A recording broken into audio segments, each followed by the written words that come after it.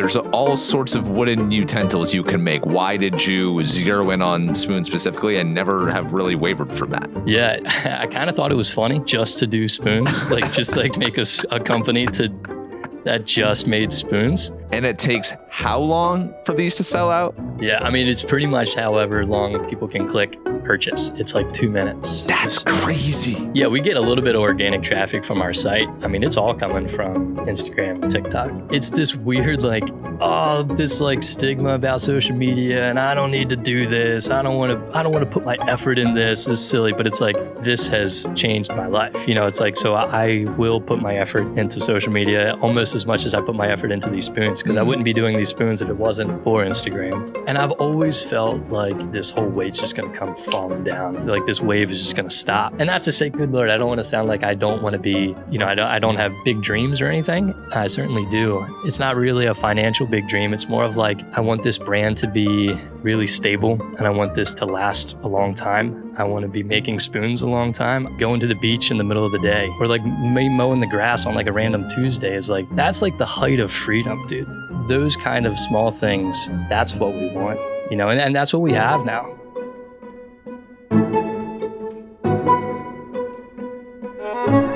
Welcome to Seacoast Stories, a weekly podcast about the people and businesses of New Hampshire and Maine. I'm Troy Farkas, and on today's episode, a conversation that I have been dying to have. So in February, my friend Maddie put me onto this Instagram account at CS Spoon Co. At the time, it had about 10,000 followers. The bio described itself as the, quote, largest wooden spoon company in Kittery, Maine. I thought to myself, 1, that's hilarious. And 2, that's wild. A wooden spoon company has 10,000 followers. What am I doing with my life? I had to know more. So I found myself in a pattern that you probably are all too familiar with, doom scrolling to learn everything about the man appearing in these videos. But the videos weren't about the craft of spoon making or hot takes about the woodworking industry. They were instead just Chad, the owner, in his basement, making spoons and telling dad jokes. And his wife, whose handle is at CS Spoon Wife, was there trolling him in the comments. Every video had tens of thousands of views. And fast forward to just 5 months later, that Instagram account now sits at 29,000 followers. It's been a rapid rise to Seacoast stardom for Chad, and it's one that he never expected. A lacrosse player from Maryland, Chad always wanted to do something with his hands for a living. He thought about becoming an artist, but never believed that he'd be able to make a career out of it. Without any clear direction for his future, Chad moved to the Seacoast after joining the Coast Guard in 2009 at the age of 17. He met his now wife, Tanya, 5 years later, and they lived here for a number of years until they left for Charlottesville, Virginia, where Chad sold his first wooden spoon at a farmer's market just 2 years ago. After 5 years in Virginia, Chad, Tanya, and his 2 kids would then move back to the Seacoast in the middle of last year. Earlier this year, emboldened by the explosion of his business online, Chad went full-time in the wooden spoon business, a decision that's now allowing Chad and his family to lead the kind of life that they've always dreamt of. More on that later, but for now, we travel back to when Chad first moved to the Seacoast, and why, can you believe this? He wasn't a fan of it at first. Here's Chad. I knew it was pretty. I knew it was just like strikingly pretty, but I hated it. I just wanted to be home. I was like, I just turned 18. I got here in I think my report date was December 1st, 2009. My parents drove with me up here because I was like a child, dude. I was like, literally, I graduated high school that June and then got my first apartment in December, and I didn't know anything. I was a pretty responsible kid, but it's very different having your own apartment and going into work and it's a very, very fast transition. And then all my other, my boys were going to community college. So they were still in their childhood bedrooms. It's like I was living a very different life. I was by myself. The crew that was there, it was an awesome crew, but they were a little bit of an older crew. So these guys were in their, their early 20s, mid 20s. I was 18. So it was like, these dudes were going out downtown on Friday, Saturday night. And it's like, oh, I'll just sit at home and, watch a DVD on my laptop. It took a while to really like it. And then I had every plan to go back to Maryland. I was going to go back and do the DNR, like Fish and Wildlife, and went back and tested for it and everything, like did the physical, did the written test. And then I met my wife. I met Tanya at the Moose, at Thirsty Moose. Wow. Yeah. And where that changed every good everything. love story starts. Yeah, dude, such a cliche. Yeah, started at the Moose. But yeah, and then we just kind of moved along very quickly, and everything changed. And I was like, and I liked it up here. You know, it was just, I was coming to the end of my Coast Guard career, and then I just always assumed I was going to go back home. That was just always the track in my mind, even though I grew to love it up here through my Coast Guard. But yeah, it was really meeting Tanya that I was like, all right, I'm going to stay, even though I tried to leave a couple times. Yeah. But yeah, I think I finished up, I think later that spring. We met in the fall of 2014. I got out of that spring and then did active reserves, which is like the 2 week, 1 weekend a month, and then you do 2 weeks a year or something like that. Yeah. But yeah. All right. So you finish up the Coast Guard around then. You would then go on to work a bunch of different jobs in shrink wrapping boats, HVAC, all sorts of things. And then in 2016, I saw in one of your videos is when you started making spoons. So 10 years ago. Take me back to that time. What drew you to want to make spoons? Yeah, that's a good question, man. I've been trying to iron that out a little bit, how I got onto this, because it was a slow roll into this, especially like where we're at now.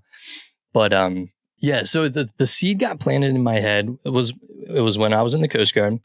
After I left Newcastle, I went down to Newburyport. I was stationed there on the Merrimack River for a couple of years, and I had a buddy there. He grew up in Mid-Coast, Maine. And he would tell stories about, he would go home on the weekend or something, and then he'd come back and be like, went home and my dad was on the porch and he was making a spoon. And then he would go on and tell the rest of his story. And then I'd be like hooked on his dad making a spoon. I'm like, you can make a spoon? But I never made a spoon. Like at that point, it's just like planting the seed. I thought that was so cool. And making wooden spoons? He was making wooden spoons, like I would assume like a real spoon carver, like on his porch with a knife, I think that's what planted the seed, because I always thought that was really neat. And then years later, my wife and I, we bought a house in Dover, and the guy that lived there passed away. He was an older dude. He was a hobby woodworker, and he left behind a plethora of tools. A lot of the tools you see here, not all of them. I had to kind of like, he was a typical woodworker. He was like a cabinet builder kind of guy. So he had router table saw, that kind of stuff. I don't have a need for that. So I've taken his I took everything, they left behind. So it was really neat, like all the organizers, and, it was a mix of old stuff, new stuff. So it was really fun to dig through. But yeah, what were we talking about? Wait, so was he passed away, and then his kids sold the house. His kids sold the house. Yeah, okay, sorry. got it. Yeah, we didn't just, we were squatting in his, that guy's house. Sorry how that worked. All right, so you're inspired by your friend's dad making spoons, and you just have all these woodworking tools given to you. Yeah. And then so what? Yeah, the big stationary stuff was kind of inherited that way. And then, so that's when I was working in HVAC. So I was working kind of long hours. I would come home in the evening, and I would, through the day, I would get these like ideas that I wanted to make something in my head, and I would think about it all day and wait till I got home. And then I would only have a couple hours to kind of do my thing. And then it was time to go to bed and wake up and do it all again. So, my parameters were kind of like my tools, my time, and like my ADHD. Like I can't build furniture. Like I need to be able to like come down here, work on something, and leave with a finished product. You know what I mean? So it kind of became spoons. I made other stuff too, like mallets and, other kind of woodworking kind of stuff. And then I made a spoon, and then, I showed it to somebody, and they were like, "Oh, that's cool. Can you make me one?" And then I was like, "Yeah." But these spoons were taking me forever to make. They were taking me like a week to, like, I thought like, I'll go downstairs for like 2 hours. I'll come up with a spoon. It's like, nope. I just didn't know what I was doing, Well, how did you learn how to do it?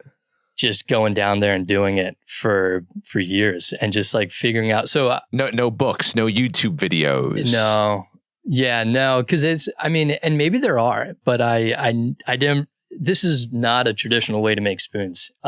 This is kind of based on just the tools that I have. It's like I have these tools, so can I make a spoon out of this? Yeah, and then I kind of just made it more efficient. So just completely efficient. self-taught, created your own method. Yeah, I mean, it kind of goes back to boat building in a way, because fiberglass boat building is manufacturing. It's a process.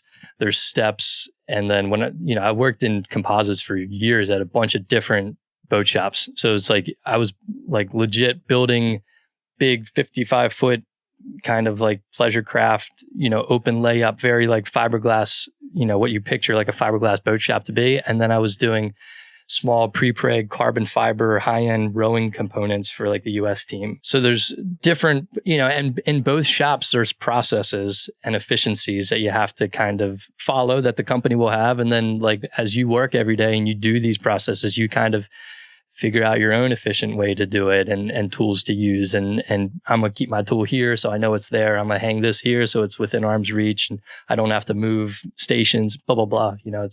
And I worked up in Rochester. I was building like big carbon fiber fan cases for Boeing and Airbus. There was like big airplane part manufacturer up there. So like that was like very much a factory where it's like, every once in a while there would be a guy who comes by, like an engineer would come by and like with a stopwatch and time you in a station and see how efficient their station is and how efficient you are with that station. So all those kind of things I've kind of brought in here in a little bit of a way to make sure that I can be efficient. And this is very much a spoon shop, not a woodworking shop. Like you couldn't build like furniture in here. Right. It wouldn't work, but it's made for spoons. So the skills that you had from the prior jobs, pretty transferable to your spoon making process. Yeah, definitely. For sure. I think a lot of the stuff is pretty transferable. Okay. The grinding, I would grind fiberglass for hours, and shaping. That was what I really enjoyed doing. It was like fairing out like a closet or something, or a compartment in a boat. Okay. Kind of like making sure all the corners are nice, and there's not a lot of straight lines on a boat. So it's making sure curves look nice and stuff like that. And it's very much how these spoons are made, or at least how I look at them being made. And why spoons specifically? There's all sorts of wooden utensils you can make. Why did you zero in on spoons specifically and never have really wavered from that? Yeah, I kind of thought it was funny just to do spoons, like just like make a company that just made spoons. I think that's cool. That's great. To just like really focus on one thing, like very specifically one thing. But it's also, and I've kind of like, and this isn't why I do this, but I've just kind of thought about it over, my years of making these spoons, but it's kind of like a perfect symbol for this whole idea of what we're doing. It's a utility, tool. It's something to be used. It's not an ornament. You really use it. You can be rough with it. But they need to be shaped. There's an art to the making of it, and you can tell when a spoon is ugly and you can tell when a spoon is pretty. And sometimes you can't put your finger on it. You're like, why does this one look like that? It's like, and you don't even know what that is. But like, I mean, maybe that's me. Maybe I look at spoons too much. But it's this like, I guess it's like a good mix of a utilitarian like tool and then an art. They're very much, even like I've been making these particular patterns for a long time, but it's very much still like a free-handed endeavor. It's like if you put them next to each other, they look very similar, but they're different. They're not identical. Like I'm free-handing these for the most part. Like they're hard to replicate. The tools that I use are very crude and they're really easy to mess them up, so there's like a little bit of, geez Louise, I'm definitely not trying to toot my own horn by any means, but it's, this is the largest spoon company in Kittery, Maine. That's right. There's a finesse to these tools and fairing out the curves and stuff like that. So I like that it's a mix of kind of the rough, crude, grinding, whatever, but you get a nice finished, really refined, to me, they're really pretty product. When you first started 10 years ago, you said 2 weeks it took you to complete a spoon. How long does it take you now? I mean, it kind of varies, but like 35 minutes or so. Start to finish. Yeah, for the most part. And then the finishing process takes a little bit of time because it's a little bit of just a waiting thing. I don't really count that. Like, I wish I had something for example, but from like a block of wood to like pretty much visually a finished product would be about 35 minutes, depending on the complexity of the spoon. I can make a smaller one a little faster, of course. Incredible. But yeah. It's nice to hear because, common business advice is let's have as many products as possible. Let's try to get as many different kinds of things out there. And here you are. No, we're just going to sell one thing. We're just going to be known for this one thing, and we're going to be really, really good at it. Yeah. Like I used to work at Spotify, and I'm now just watching from afar. When I was there, it's like, we want to be the world leader in audio. If you want to listen to something, a song, a podcast, an audiobook, you come to Spotify. But now I'm watching, like, now they're putting up music videos. Now they're putting up all these video podcasts. Now they have a partnership with Peloton where they like stream workouts. I'm like, what are you doing? You've lost the plot. Just focus on the thing that you rose to fame for and just get really good at that thing. Yeah. Right. And just own in on that. So I see so many businesses lose their way when they try to be too many things. Sure. And it's just so refreshing to hear. You're just like, I'm just going to make spoons and that's it. Yeah. Yeah. I enjoy it. I like being just the spoon company. Yeah. Yeah. All right. So you started making spoons 10 years ago just for fun. Sure. You're handing them out to some friends and friends of friends. When did you actually start making this a business? Yeah.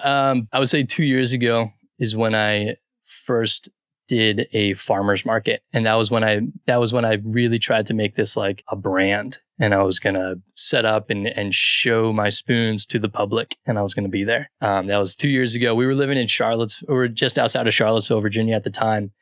We moved down there for a couple of years. And that's really where, so it was because I was a stay-at-home dad for 2 years. And I pretty much had like a ticking time bomb in my head. I was like, before these kids go to school full time, I need to get this spoon company up and running because I don't want to go back to doing maintenance. And that was kind of my motivating factor. But yeah, it started down there at a farmer's market. And then it just kind of snowballed from there. Okay. So many questions. Your branding says established 2020. Yeah. Okay. So I started this as an art company before. So I was selling, like, maybe I should change because I've had this Instagram since then. So if you scroll all the way down on my Instagram, you'll lose the Spoon & Co. logo. Yeah, you'll actually see an iteration of Spoon names and logos and businesses that I've started in the past, and I've kept it all under the same thing because in my mind, it's all come from that. Yeah. So it's all come from. Thank you for pointing that out. I forgot it. I forgot it. Kind of it does say that, and we left it there on purpose because that's kind of where this like big bug in my brain came from to like not, and I'm not putting down anybody doing maintenance and that kind of stuff. It's just like, it was like, all right, if I want to do something, I'm going to do this. And that was then. And I was going to try to make this work, but I really didn't think it was going to work. So I was like I was doing like watercolors and I was sketching in my sketchbook, and I started this thing on my Instagram. I was doing maintenance. And on my lunch breaks, I would sketch in my sketchbook and I would find a picture on Instagram. I would find I'm a fan of small brands, like menswear brands and stuff. So I would find like a shirt maker in New York, and he would have, these guys might have like 7,000 followers or something like that.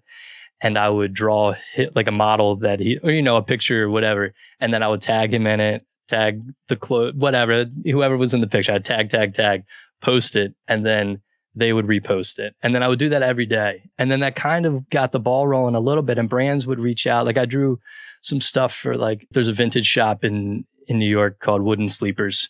And this guy has this super well curated shop, and he does like collabs with LL Bean and really cool stuff. But he was selling these CVO Sperry's, and he had this really cool picture, and I sketched that. And then Sperry took that and used that on their Instagram, like in like the Sperry Europe account in Africa and Australia and stuff.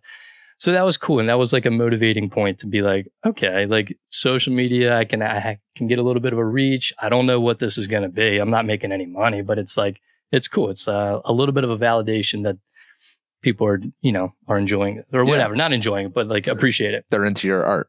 Yeah. So cool. All right. So you said that you moved down to Virginia. So you guys left the Seacoast. Why'd you leave? Just family stuff. So my brother and I were very tight, close in age. Like I said, he was having a kid, or he had a kid Tanya was pregnant for the first time, and we were expecting our son. And my brother and I, we would always just talk like, all right, how are we gonna raise families apart? Like, what's the dynamic going to be? Are we going to do like big summer trips every year? You come up here, we go down there.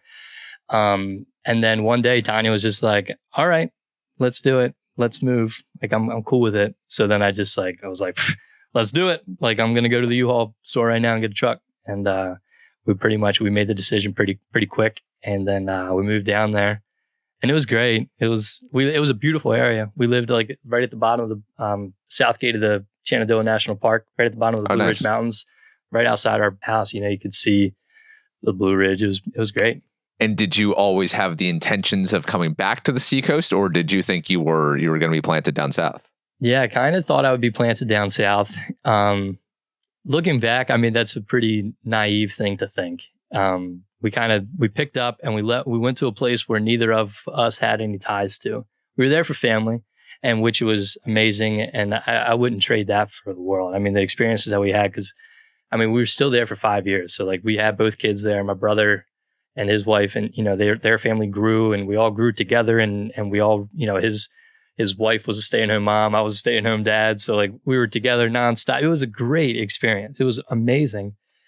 There was like a hole in our heart though, and like, dude, that sounds so stupid, but it was really the Seacoast, man. Like, it's hard to explain, and maybe this is silly. We're not from here. My wife's from New Hampshire. She grew up in like the Bedford area. But we really, really, like, we would come up here for family events and stuff, because my wife's family's here.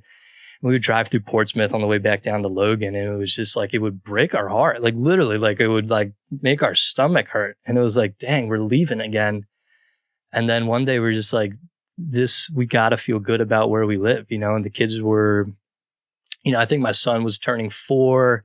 So you start thinking about school and stuff. And it's like, I don't want to move the kids once they start school. So it's like, all right, we got to make this decision. And once we make it, it's done. Like, at least until those kids are out of school. So, we made the jump, and we're like, let's do it. And then once we did it, Wow. What did you miss so much about the Seacoast? Man, I don't know how to explain it. And maybe it's a personal thing. I came up here when I was 18. And like I said, I didn't have the best experience when I first got up here. Not that it was like it was a bad experience, but I was homesick. So I would drive around this area. We're out here in Kittery Point, close to the Yorktown line. And I would drive this area all the time because I thought it was beautiful. And I would be like, I'd be like sad driving around in my little pickup truck and just like boo-hooing at myself. And then I still think about those times. And like, now I think back very fondly, because I was like, I'm thinking back, like, I was like a young dude trying to figure it out, homesick, like a little boy. And just like, now I'm driving around these roads with my kids in the back seat. And it's like, I don't know. I'm nostalgic about this area. Like I was raised here. So like, it's this like really deep feeling that I have for this area, that like, it's even like when the light hits like certain areas on these roads out here on 103, it's just like when the sun's setting, or you hear the Navy Yard whistle blow or something, and you're just like, this is it, man. This is where I should be. It's hard to explain. Yeah, no, you came of age here. Exactly. Yeah. Certainly. So of course you have an emotional tie like that. For sure.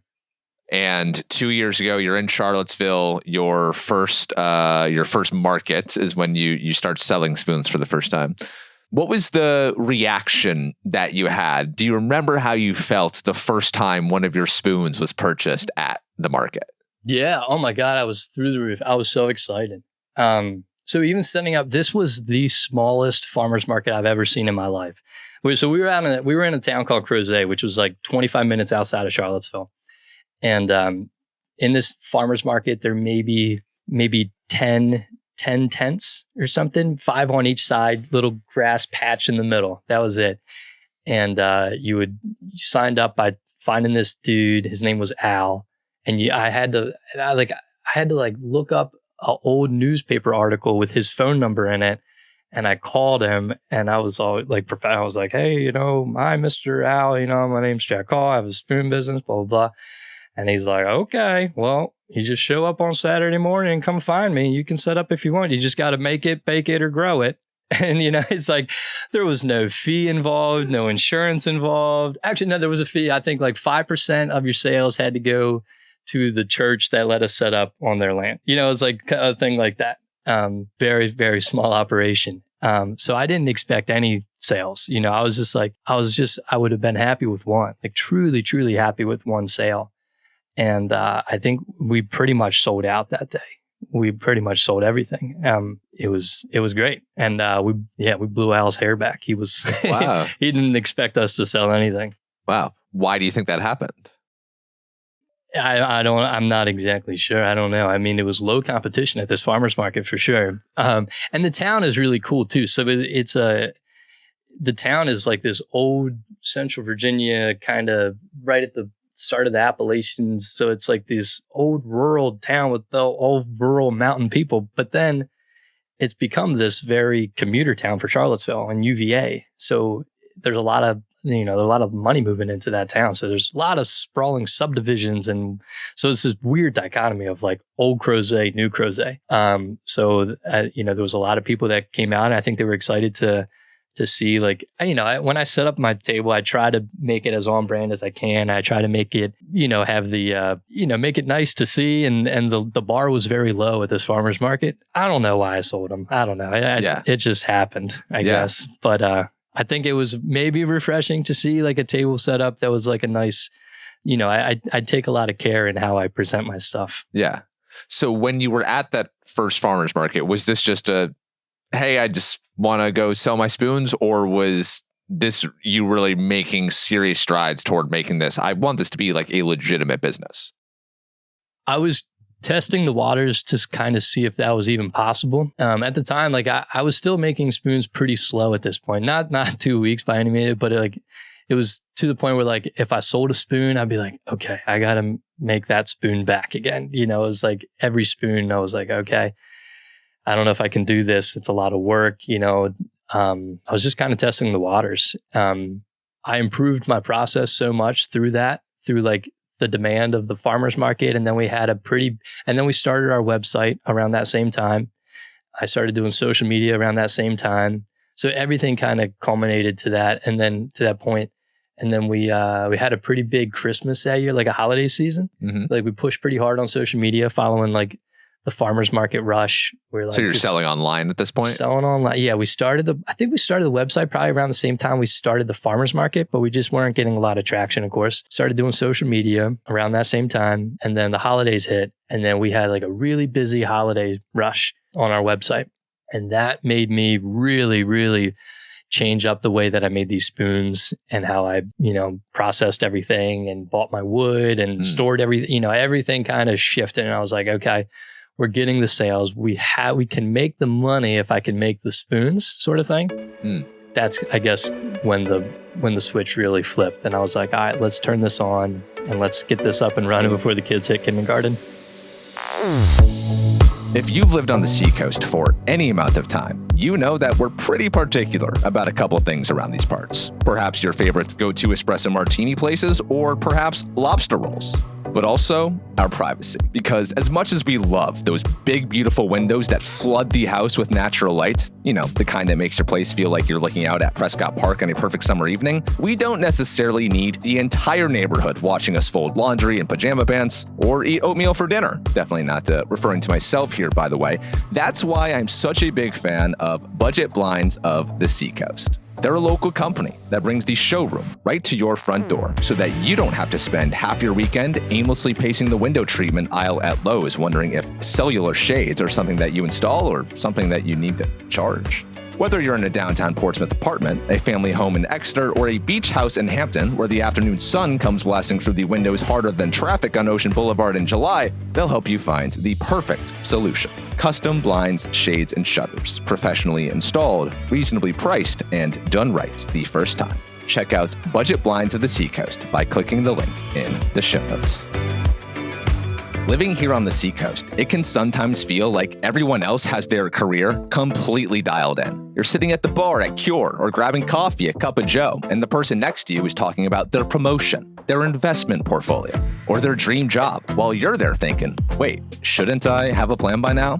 If that sounds familiar, I want to tell you about JOBTALK LLC, a career consulting firm run by podcast alum Crystal Hicks. A good friend of mine had one conversation with Crystal last year. She took one piece of advice from that call, tweaked her job search strategy, and before long, she landed a senior marketing role at a major fashion company, ending a months-long job search and accepting an offer that paid far more than she thought she would get. I wasn't surprised because Crystal has been helping people navigate their careers now for 18 years. Every year, she works with hundreds of clients on everything from resumes and interview prep to salary negotiations, career changes, and just figuring out what the next step should even be. So whether you're stuck in a job that isn't exciting you anymore, thinking about making a big change, or you just want some expert guidance, you can visit jobtalkllc.com to book a free intro call. But if you'd rather learn at your own pace, JOBTALK also has online courses covering resume writing, cover letters, LinkedIn optimization, and more. As a Seacoast Stories listener, you can get 50% off any JOBTALK Academy course by using the code Seacoast Stories 50 at checkout. Again, that's Seacoast Stories 50 for 50% off any JOBTALK Academy course. Excludes live sessions, offer valid only on JOBTALK Academy courses. All right, so you're crushing it in Virginia at the local farmers market scene, building the Spoon Company into quite the thing there. But then at the beginning of 2025, you and your wife make the decision to want to come back to the Seacoast. So around this time last year, you do move back, you moved to Kittery Point. And I'm just wondering, you had built up quite a local following back there. Did you have any concerns about moving your business from Virginia to Maine? Yeah, I mean, we were very much, and like I said, we didn't really plan on leaving that area. You know, not that we didn't want to come back here, but we just thought that we bought a house there. We planted some roots there. We thought we were going to stay. So I really tried to make it, again, like a localized little business. So yeah, I did have some concerns moving back up here, but I felt like I was a local coming back. I still knew a lot of people in this area. And once we made the decision, I kind of started showing that on social media that we were going to be moving. So I started like pushing the Maine thing pretty hard, like early on, like while we were still in Virginia. I was kind of transitioning the whole thing to like a Maine business because that was kind of we weren't really, every couple months this business has changed so much. So it's kind of hard to be like, oh yeah, it's hard to, put this over top of that and to say that we were doing it in a similar way. But it was making it a local business down there was, I was trying to do that very intentionally. Like we were selling in like local stores. I wanted it to be like a brand that people recognize, like, a local flower shop or little local boutiques and stuff. That's where they were. So it was like, if they saw my tag, I wanted them to recognize it as being like a Crozet brand. So when we made the decision to move, I was like, shoot, okay, switch gears, Kittery, everything, and I was like through the roof excited to put Kittery on stuff and not, I love Crozet, no smoke to them, but like I was just through the roof to put Kittery on it. I wish it was Kittery Point. I didn't know we were going to be moving to Kittery Point, but yeah. Why so enthusiastic about Kittery specifically? Because it was like, I mean, I guess, this was my first place, my first apartment was in Kittery. Like Kittery is just, it's the best to us. It's like by far I know. Hold on. Let me pull back. What are you going to say? I'm going to say it. No, we really do. And we love Portsmouth, but I think like the combination of the proximity to Portsmouth that Kittery has, but you don't have to be in Portsmouth. And if we could be downtown, that would be sweet. But like, we got 2 young kids. We got a dog. I got a dog the size of a squirrel, but he still needs a yard to run in and stuff. So like, we feel like we have both. We're here, but we go to Portsmouth every day. So we have both, with the best of both worlds. And in our eyes, this just fits our family. Yeah. Good. Can we say your kids' names on? Oh yeah. On okay, your kids are Seacoast inspired names. We have Rye. Mm-hmm. After Rye, New Hampshire, is your son, and your daughter is Kenny after Kennebunkport. Yeah, that's amazing. Why did you want to do that? So that was paying homage to the Seacoast and moving away. I love which that. was, dude, super funny to say it. And we're back because that was not the plan when we named them that. Because down there, no one could make that connection. But living here, it's like we're like, is this weird? But we love it. No, I like it. I love it. Yeah. Yeah, we love it. I mean, Kennebunkport, I know Kennebunkport is such a, it's such a tourist spot. But for us, like Tanya and I, that's like where we would go watch fireworks. We walk out onto the jetty there and go up there for 4th of July. And we would still make like day trips in the winter up there and hit the spots that were open. And, going to the landing school, we would go and hang out in Kennebunkport all the time, like through the winter and stuff. And so we had that. And then we got married over in Rye. And then my in-laws lived over there when we first met. So it was, just paying homage. Man, you've got me thinking about how can I pay homage to the Seacoast with my kids' names? I could do York. Yeah. I could do, Durham, Durham. Yeah, that's a strong little name. baby Durham. Yeah. Yeah. Dude, Daniel after Daniel Street Tavern. Oh, there you go. Dude. There you go. Yeah. I like that. Dude, but that is literally what we were doing though. We were like, we had a map open and maybe this is me. I had a map. I had like Google Maps open and I was like looking at all the names and the towns and the streets. And I was looking at like all the harbors and the rivers and the creeks. And I was getting in there. I was zooming in, dude. I was like really trying to find some little like just little honey holes of little names or something. But I don't know. We incredible. like them. Okay, so you get back to Kittery. We love Kittery. And then you start selling at the Kittery Farmers Market, right? We did one market at Toscana for a holiday market. And then we just did a market at the Corner Pub in Kittery. Mm-hmm. But other than that, those are our only markets that we've done up here. Oh, really? Oh, yeah. Okay. So it's been all pretty much online up here. Mm-hmm. Okay. Yeah. And I've really tried, I've really wanted to put them in some shops so people could have a place to get them locally. Yeah. But it's just so tough. A lot of the shops and support local for sure. It's just for some makers like me, like I'm priced for direct to customer. I'm not really priced for consignment or wholesale. So unfortunately, a lot of the shops, and I understand they got to make their money. They can't have you tried to get them into some shops? I haven't. I get about a message. I was getting about like a message a day about getting them into shops around here. And I still want to do it. I just got to find the right fit. A part of it is just like where I want to put my energy right now. So we do our restocks once a week because we sell out. I was just telling you, we sell out so quick. It's like, do I do that? And then, it's all direct to customer. I feel like they should be out somewhere in the Seacoast. I just got to find the right store.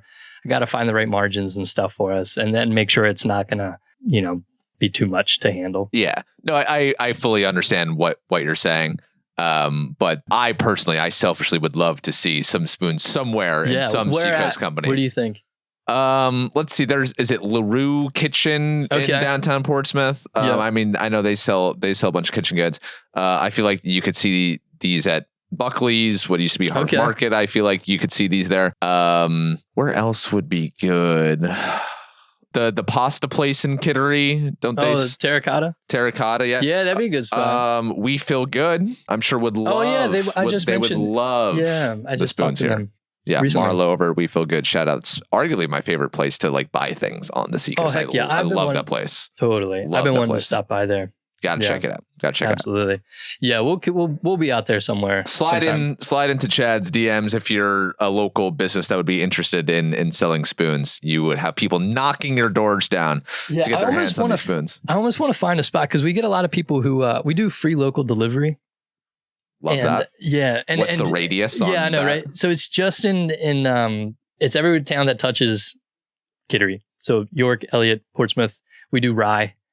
I think Newcastle as well. But a place where I can drop spoons off for people to come pick up as well. Because there's a lot of people who don't live, within those towns, but maybe they're in Dover. We don't deliver to Dover, but they're in the Portsmouth area every day. Right. But so to come over and be like, hey, I'm going to come.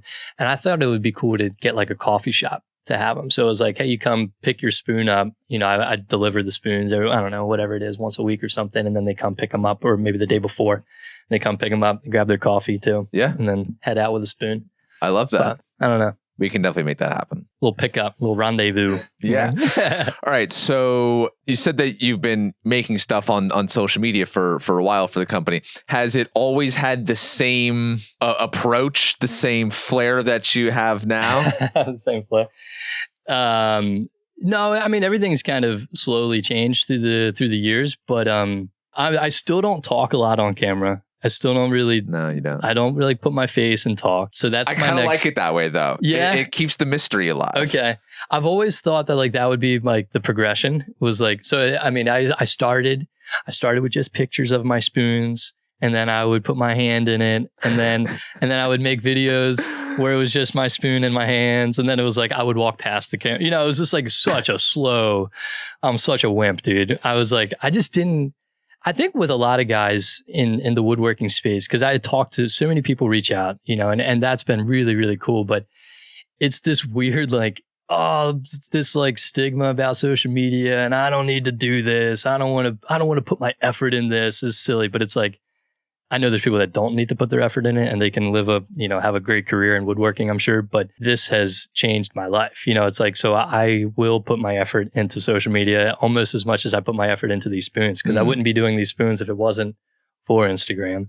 So the social media has, I mean, I imagine, and I want to talk to you about this. I imagine it has dramatically changed your profits. Oh, for sure. I mean, I owe everything to that. Yeah. I mean, we get a little bit of organic traffic from our site, but I mean, it's all coming from Instagram and TikTok. Incredible.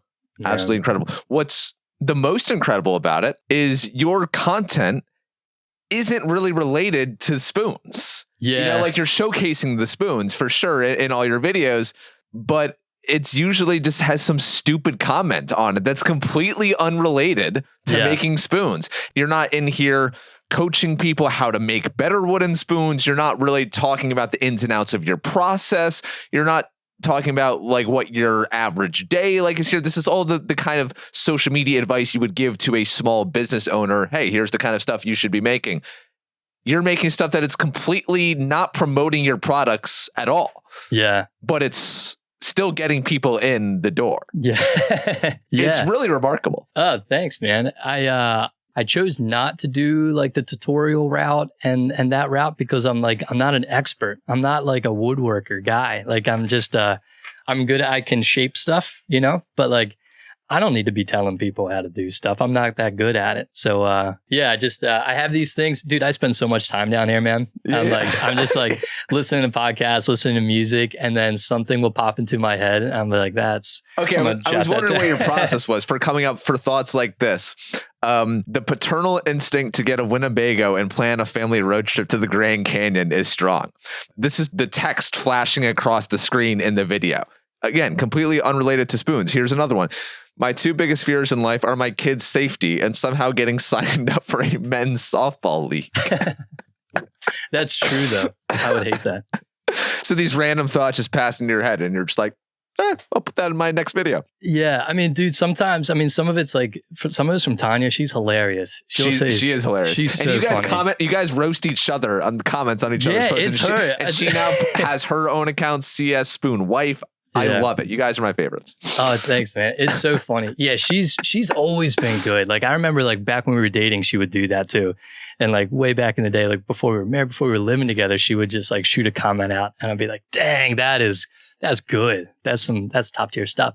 So some of it comes from her. Some of it comes from like my kids will say something. I'd be like, dude, that's nuts. How did you think of that? You know, kids say some wild stuff, but I got like a notes thing in my phone and I just have like a constant scroll of that, and then I have like all my videos and edits, and that's like another kind of like triage kind of process there, and then I bring them into Instagram and there's another triage process there, and then I just the ones that are, dude, I make so many of these, but like 5% of them hit my Instagram, I think. Oh yeah, really? Just because I mean some of them are so stupid. I'm like, this, I cannot put this out. Wow, I'm excited to see what's on the chopping block. Yeah, I should let him loose one day. You should let him loose. Just go on a tirade one day. Yeah, give us all your hottest takes about things that are completely unrelated to spoons. It'd be cool to make like a coffee table book with the text on them. Yeah, it'd be kind of cool with the spoons and the. So when did the social media really start taking off? As I said at the beginning of this conversation, in February when I discovered you, 10, 12,000 followers. And then now here we are in June, July, 27,000. Yeah. I mean, honestly, it was really around that time. We were kind of doing pretty good, maybe from the beginning of the holiday season, 2025, I was really kind of leaning into it, really trying to be intentional about it. But like, I don't really know. Nothing really clicked. I think, you kind of always are. I mean, you do social media a lot too. It's like you do something, it works. So you kind of keep doing that a little bit. Right. And then, it's not working that well. Well, what did work from that video? Maybe it wasn't that. Maybe it was this. And you kind of pulling pieces and doing like little tiny adjustments, video after video. And it was a slow roll to that. And then it did get to a point, right around that time. And then I don't know if it was a couple of videos. I think I've never had videos hit like 1 million. I know a lot of people have, and it's like, I've only, I think our biggest video is maybe at like 700,000 or something like that. And we've had a couple of those. And I think that's really kind of what kept the ball rolling and built this big wave. And that was when we didn't do restocks. We would just let we just had the door open. Oh, okay. So because we would get like, this is when I was working full time. So I didn't care as much. I was still motivated to get this thing going, but I was like, I'm working, whatever. So we just had orders come in as they would come in. It would be like maybe one order one day, and then maybe another order 2 days later, and then another order the next day, and it trickles. And then it was like one order one day, another order the next day, and then it was consistent. And then it was like 2 orders, 1 order, 2 orders, and then it was like multiple orders in a day, and then that kept going, and then it was like 5, 10, 15 in a day, 20 in a day, 25 in a day. And then I was getting to the point where like, I was working, like I said, so I was like, we had up to over 250 open orders at one time. I have, that money comes in and I'm holding all this money, but it's not mine. I haven't sent out my product yet, right. So it's like, I'm getting like freaking having not legit panic attacks, but I was very stressed out. I was using like vacation time at work to make spoons here in the basement just to get them out the door. And then that's when I was like, okay, this is probably when it should be taken. This is when I probably should, quit and see if I can do this. This is just earlier this year. That was in March. Yeah. Wow. And I've always felt like this whole weight's just going to come falling down. Like this wave is just going to stop. I've always said this, like, all right, like this wave is going to stop. This wave is going to stop. But thank God so far it hasn't. Why do you think that? Why do I think it's going to stop? Yeah. I mean, just like imposter syndrome of anything, it's just, I need to prove it to myself that I can do this long term. I just need the data. I need it to prove it to myself that I can sustain this. So far, it's been good. It's been good. We shut down at that time though. So like we hit that point. I don't even think I pulled out of work yet. And we shut the website down for like maybe like a month and a half or something like that. And we're there like no sales. And I was like, I just have to get all these spoons out the door. And I was waking up early. I was coming down here. I was doing late nights down here and I was just making spoons and getting them out the door, stacks of boxes everywhere and just hitting the post office every day. Yeah. And then got all these spoons out. And then Tanya and I were like, okay, how can we do this in a way that, it's like this business was supposed to be a means to a better lifestyle. And it's like, that's not it. Being a slave to your business that's not a good lifestyle. I might as well be doing whatever, So we had to figure out a way that like we could keep the ball rolling, keep the money coming in a semi-consistent basis, And so we found that these restocks have been pretty decent. So they're consistent. They're every Sunday, 8 p.m. And they go live. The inventory will be brought up at that time, and whatever's there is there. And when they sell out, they're sold. And then I make them through the week, and I do it again on that next Sunday. Okay, so this really helps you manage the pacing of the order so that you're not overwhelmed and having panic attacks. Yeah, it's not a fire hose coming at you. Yeah. Just backtracking really quick. When you first saw these orders really exponentially growing by the day, what did that feel like to see those numbers and to see those numbers hitting the bank accounts? Was there any sort of like validation there? Totally. Yeah, there was definitely a lot of validation. It was exciting. Everything was kind of snowballing. Like there was a lot of companies reaching out and stores reaching out and local, nationally. Yeah, everything. Yeah, there was And nothing big, very kind of niche stuff. But Seager clothing? They make like it's a surf brand, but they have like a Western kind of aesthetic and stuff. But they reached out, and a photographer, like a creative director from them, came down and took pictures here. And I got a bunch of Seager clothes and stuff. It's like a surf kind of thing. So people like that were reaching out, which was really cool. And that was really surprising because a lot of photographers, videographers, because what I found is like they kind of need content to shoot, and they're looking for like some sort of like authentic, cool place to shoot. And I don't know. I guess this kind of fits the bill a little bit. So that was really cool, but it was validating for sure. Yeah. Tanya and I, every time, it comes through your email is like when we have, Shopify or whatever. So you get like your Shopify email. It's just like ding, ding, ding. And then we'd be yelling at each other from across the house. Like, another order. And then like she kept being excited, which was awesome. And then I was getting very nervous because I just knew how much work this was coming. And it's like, well, I got to wake up. I got to go to work all day tomorrow. You now restock every Sunday, 8:00 Eastern time.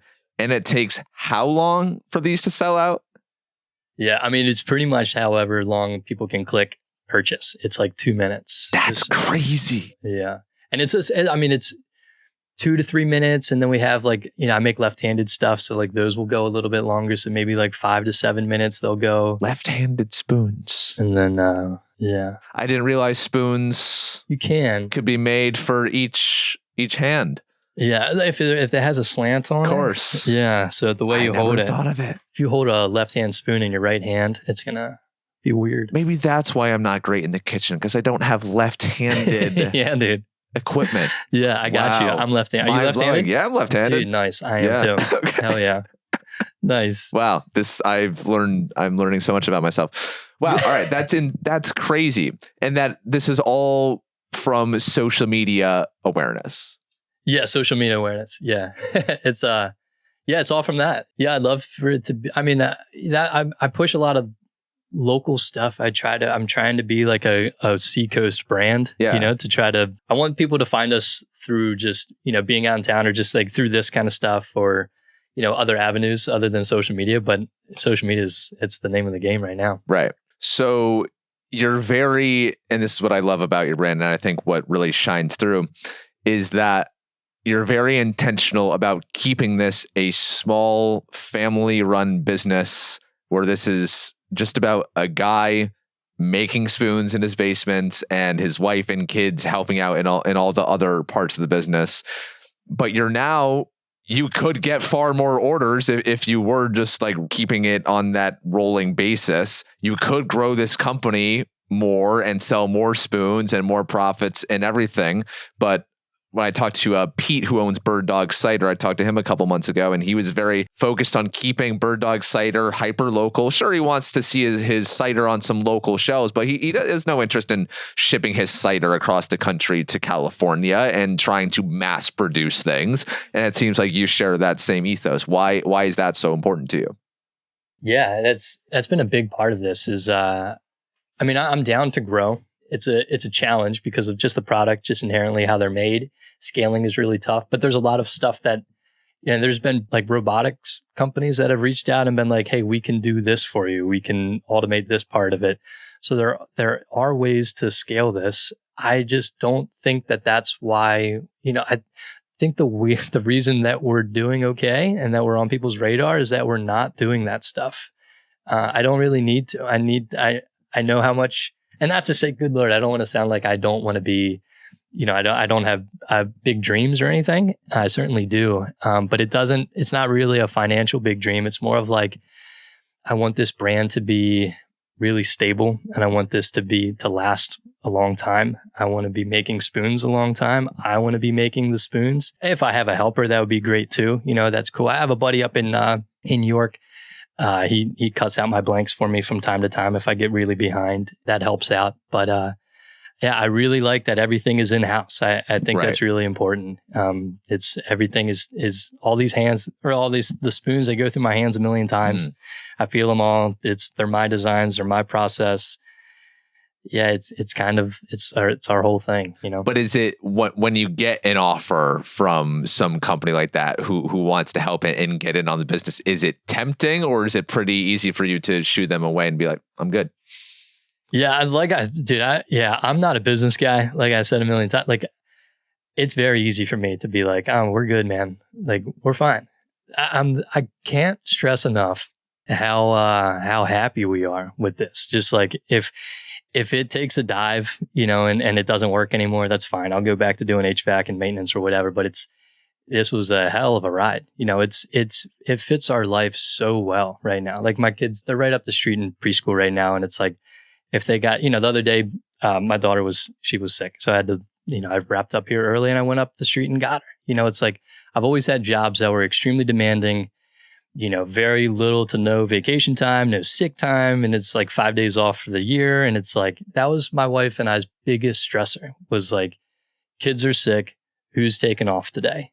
And like, her job, she has, her job is, that's the job we need to keep rolling. That's what's kind of making this whole thing float. So it's like, our life is what I mean. It's like, outside of the spoon business, of course, the spoon business is now holding its own weight and providing for the family as well. But, her job was important. So like my job always took a back seat. It was like, I just won't get paid today, sort of thing.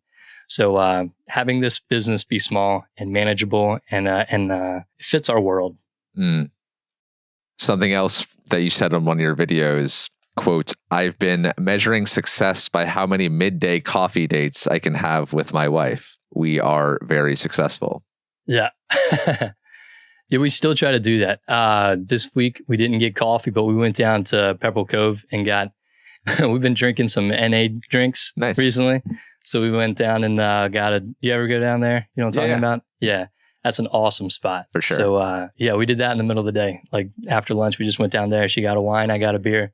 Yeah. And chilled there. And then we came back and there were NAs. So we just got back to work. Yeah. So I love the messaging behind that because you're so self-aware and simplicity is also at the heart of the Spoon Company as well. We don't need much. We just need to have this job that pays the bills. It doesn't need to be the biggest thing if it allows us to have time with our kids, to have time with each other, and to not feel like we are just killing ourselves every day. Totally. For survival. Yeah, it's really awesome what you're doing. We did that for years. And to know growth in the family. To know more freedom. It doesn't give you. I mean, for us, I know other people are, it certainly gives them more financial freedom and stuff, but it was always just such a big stressor, us both working. And then, it was tough. So finding a way to help enjoy our lives a little bit better, Spoon's been great. You left your full-time job 2 months ago to go fully all in on this. Yeah. What drove you to that decision? It was all of that stuff. It was the I guess like an aspiration for a better lifestyle, just like a home kind of vibe. I guess my wife and I, Tanya, we have dreams about how we will do our day to days. It's like we don't have like dreams about like a big house. We have a lot. We're very lucky. So when we daydream about stuff that we want, it's like just like going to the beach in the middle of the day and or mowing the grass on like a random Tuesday is like, that's like the height of freedom, dude. Like that's like to be able to like mow I always thought about that when I was doing service work, doing HVAC, and I would see like an old dude cutting his grass in the middle of a weekday. It's like, dude, that's nuts to me. Like it's because I never had a job that I could mow the grass in the middle of the day. That's great. So it's like those kind of small things. That's what we want. And that's what we have now. Like it's insane to be able to live like this right now. And man, if it, it was a great ride. If it doesn't last forever, it doesn't last forever, but it's cool while it lasts. Knowing that you have had those HVAC jobs and other jobs where it's long days and you don't have the freedom to be able to cut the grass in the middle of the day. Now that you do have that ability to do that, what does that mean to you? Oh, it's amazing, dude. Like I take advantage of it. We get coffee on rainy days. Those are usually the days we go up to Swell and get a coffee up there. Typically, it's everything. It's the reason that we live here in the Seacoast. It's a way that we can enjoy this area. We go down to Sea Point Beach over in Kittery, and that's like the best place in the world for us. It's like we bought a canoe last year, and like I want to go explore Brave Boat Harbor, you know, that whole area. I mean, it's given us like another look at this area, you know. It's like, because we lived up here for a long time without kids, and then we came back with kids. So you relearn this area completely. It's like we knew the restaurants, we knew the bars, we knew beaches and stuff, but like now we do, you know, you come back here, you know, where all the good elementary school playgrounds are, and like the good public playgrounds, and you learn the schools and the toy stores. It's, you know, and we're hitting these little trails differently now. And like, I want to take the kids out on the canoe. I don't know. It's just a different way to look at all this stuff. And this business kind of gave us that opportunity to do it. So when you went full time, and congratulations, by the way, that's Thanks, amazing. Man. When you went full time with the spoon business, was it because the business had gotten to a place financially where you could afford to do that? Or was it, hey, for me to really, really, really, you know, have this thing work for us financially, like I need to devote all of my time to it? Yeah, that's a good question. It was already financially providing for us enough. So, but that was because I was literally working twice as much. Yeah. So like and that's because like I'm pretty risk adverse. Like, even though this is probably the riskiest thing I've ever done, was to quit my job and do something on my own. By far, probably the riskiest thing I've ever done. But I made sure that we were already making the money. So it's not like I had to figure it out once I quit my job. It's like the money's already coming in. We can do this. Now I can have more time, because I was literally double dipping, man. I was like waking up at 4 a.m, coming down here, getting a couple hours in, going to work. And I was working like 12-hour days there. Yeah. So it was like long hours. And then I would come back here and make a couple more spoons at night. And it was killing me. But it was good. It proved to my wife and I that we could do this, you know, that we could bite the bullet. Does it get boring making the same things over and over again? No. I love it, dude. I think I was made to be a borderline a factory worker. I'm like, I like it. Dude, it's fun. And it's not like it's I guess I shouldn't say that, because I'm not stamping out a thing. You know, I'm not pushing a button and then another spoon pops out. Like, every spoon is a challenge. I still fuck them up. I took my scrap out here before you came, but there's 2 brand new spoons sitting on top of my scrap pile because I screwed them up. You know, it's like, it's still a challenge, you know, and there's still efficiencies to be made. There's still new spoons to be designed. I like being home. I like being able to, if I'm hungry, I go upstairs, I eat my lunch. You know, I wouldn't trade this for the world. I could do this for the rest of my life. It's so refreshing to hear you speak about it, because I mean, you know, this is America's 250th birthdays, and as a history nerd, I'm just like getting all nostalgic about history, and like this is how we used to be, right? We used to make things with our hands. We used to be out in the fields. We weren't behind the screens. We weren't doing all of this stuff, and so it's just so fun to hear you talk so enthusiastically about the art of using your hands and living this very simple life when in the age of just everything online. Like I live so much of my life online. It's a big part of my career, and it's just so refreshing what you do for your work, and it just reminds us all of simpler times. I appreciate it, man. And I'm a huge history buff as well. And there's a quote, I think it's from William Morris or something. He's like an old art, like a crafts movement guy from England back in the day, like in the Industrial Revolution, like when all the crafts people were kind of going away and the machines were coming in and taking jobs. I'm going to butcher the quote, but it's something like, bring nothing into your home that you do not believe to be useful or believe to be beautiful, something like that. And it's like that guy has a lot of problems, you know, but it's like that quote is like the embodiment of spoons. It's the embodiment of like what we do, what I do. It's like, it's a useful thing and it's beautiful. And if you can kind of lay that over other aspects of your life, it's like, it's a good way to kind of think, you know, like, I don't know what my parents tell their friends, you know, I always think about that. Oh, like, yeah. Oh, what's Chad up to now? And it's like, oh, he's making spoons. And it's like, oh, so he's unemployed, you know? Right? Sweet hobby, dude. Like, I mean, I still get that a little bit, you know, it's from family and stuff. It's still a little bit of like what are you doing? Like, how's your little business? How long is this going to last? Yeah, exactly. Yeah. Exactly. And I do not blame anybody for doing that. Like I truly, I see how it looks. And I know that this is a little weird, but it works. It's working. How many spoons a week are we selling? Yeah, it kind of varies. It's based on what I have planned for that week. Because we do online sales, and then I'm gearing up for some markets coming up. So I'm kind of like stockpiling right now. Anywhere between 30 to 40 spoons. Our spoons, they vary in price and stuff. And we also we do merch. We got t-shirts and hats. Merch is fire. And, Stay spooning. Love that shirt. Shout out Tanya. Yeah. She's on it. Yeah, so it's been a lot of fun. We sell oil too, so there's a lot of add-ons that people buy. Yeah, what's the wooden oil? What is that? It's our Goodwood, the spoon oil.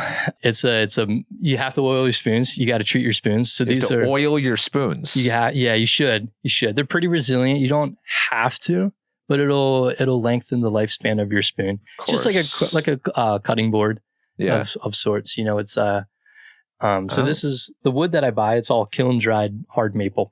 So it's completely void of any moisture or anything. So part of the finishing process is I dunk them in an oil bath over there overnight. And so that's a food grade mineral oil.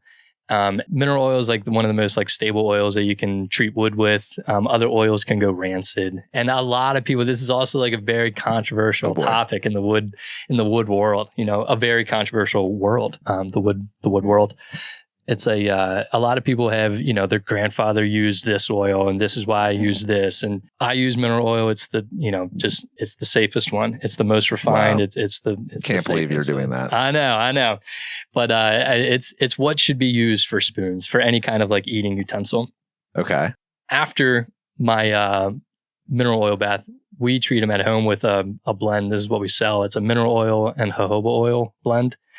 And jojoba oil, it's not an oil. It's an oil, but it acts as like a natural wax, but it flows like an oil. So it just helps retain that mineral oil a little longer. Mineral oil eventually will rinse out of your spoon, and that's what you kind of want. You don't want to hold in moisture. You don't want to trap stuff in the spoon. Of course. Don't put them in the dishwasher. Dishwashers. I was wondering about that. Yeah, dishwashers will get them. Yeah. Dogs they'll get them. Okay. My dog, yeah. Okay, and then just hand wash. Hand wash, okay. Yeah. You said that you have big dreams for the spoon company. What are some of these big dreams?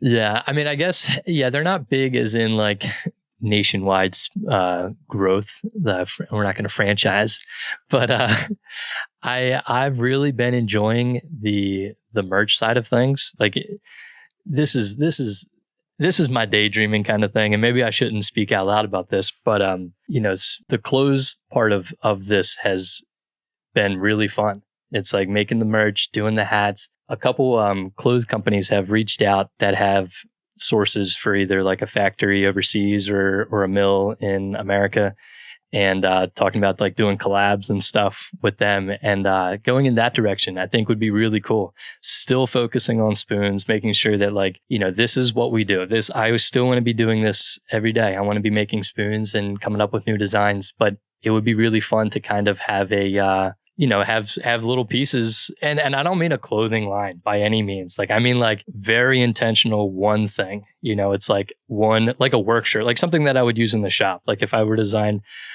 help design like a work shirt with a brand, and then it would be like our thing, and it would just be a shirt. I'm not selling pants and t-shirt. We do t-shirts, but that's just our logo on a t-shirt. But kind of going in that avenue would be really cool. And I don't know if that makes sense to our customers, and I don't want to confuse anybody or anything, but that is where naturally my brain goes. Yeah, I mean, it makes sense. That's a natural progression. Okay. You're a fan of this company and you want merchandise that's related to that company. That's totally normal. And by far, like that's one of my favorite orders to get. Like I love selling spoons. Spoon orders come in that, I'm through the roof. But like last night we got a pretty big order. Like we sold a couple t-shirts, a sticker pack, and a hat.